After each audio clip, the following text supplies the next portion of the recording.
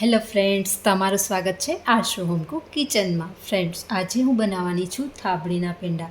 અને અહીંયા આપણે કોઈ પ્રસંગપાત હોય તો પહેલાં પેંડા અહીંયા હું આજે મેં ફાટી ગયેલું દૂધ લીધું છે. અહીંયા થોડું ફાટી ગયું છે એ દૂધ લીધું છે અને એના જ અહીંયા આપણે પેંડા બનાવવાના છે. અને અહીંયા મેં એક કડાઈની અંદર આ રીતે દૂધ એડ કરી દીધું છે.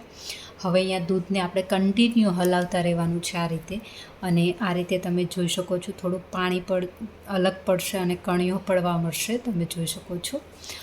અહીંયા છે ને દૂધ થોડુંક ફાટી ગયું હતું ને, એવું થોડુંક તમને અહીંયા ડાઉટ જાય કે અહીંયા આપણું દૂધ ફાટી ગયું છે, પણ એમને તમારે દૂધને ચાખી લેવાનું છે, જેથી અહીંયા કોઈ થોડુંક ખટાશપણું તો નથી ને. જો ખટાશપણું હોય તો એ દૂધ ફેંકી દેવાનું છે. હવે અહીંયા આપણે એક ગેસ ઉપર કઢાઈ રાખીશું અને એની અંદર અહીંયા આપણે એક વાટકી ખાંડ એડ કરી દેવાની છે. અહીંયા ખાંડની અંદર કોઈ પાણી નાખવાનું નથી, ખાંડને એમનેમ જ મેલ્ટ થવા દેવાની છે. અહીંયા આપણે થોડી અહીંયા સ્લો ગેસ રાખવાનો છે અને ખાંડને મેલ્ટ થવા દેવાની. તમે જોઈ શકો છો અહીંયા આપણી ખાંડ મેલ્ટ થવા લાગી છે અને અહીંયા સરસ આ રીતનું થોડું સાવ મેલ્ટ થઈ જાય ને ખાંડ, આ રીતે તમે જોઈ શકો છો. અને એકદમ કલરફુલ અહીંયા થઈ જશે. અને આ રીતે અહીંયા થઈ જાય એટલે આપણે જે ખાંડ સરસ મેલ્ટ થઈ ગઈ છે. હવે અહીંયા આપણે જે દૂધની કણી પડી છે એની અંદર જ એડ કરી દેવાનું છે આ રીતે.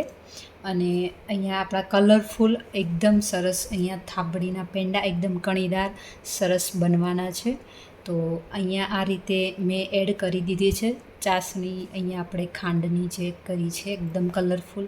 અને અહીંયા આપણે કન્ટિન્યુ જ હલાવતા રહેવાનું છે.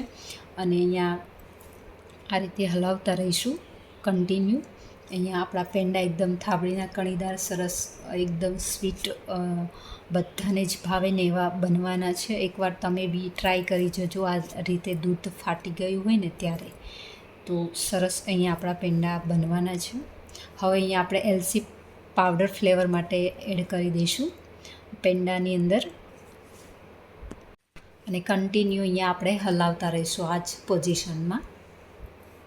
હવે અહીંયા આપણું સરસ ઘટ અને કણીદાર થવા માંડ્યું છે, તમે જોઈ શકો છો. અને અહીંયા આપણું સરસ પેંડાનો એકદમ થઈ ગયો છે, લચકો પડી ગયો છે, એકદમ કણીદાર તમે જોઈ શકો છો આ રીતે.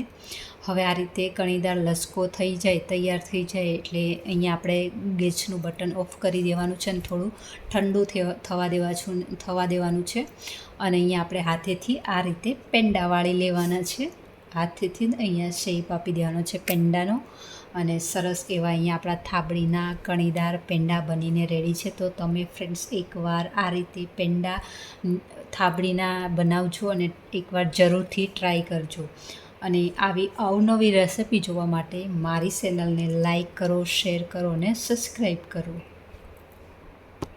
હવે તમારું જો દૂધ ફાટી ગયું નથી અને તમારે જો પેંડા બનાવવા છે એકદમ થાબડીના પેંડા હોય એવા, તો તમારે અહીંયા એક લીંબુનું ફાડું એડ કરી દેવાનું છે અને એકદમ અહીંયા તમારું દૂધ ફાટી જશે અને કણીઓ પડી જશે.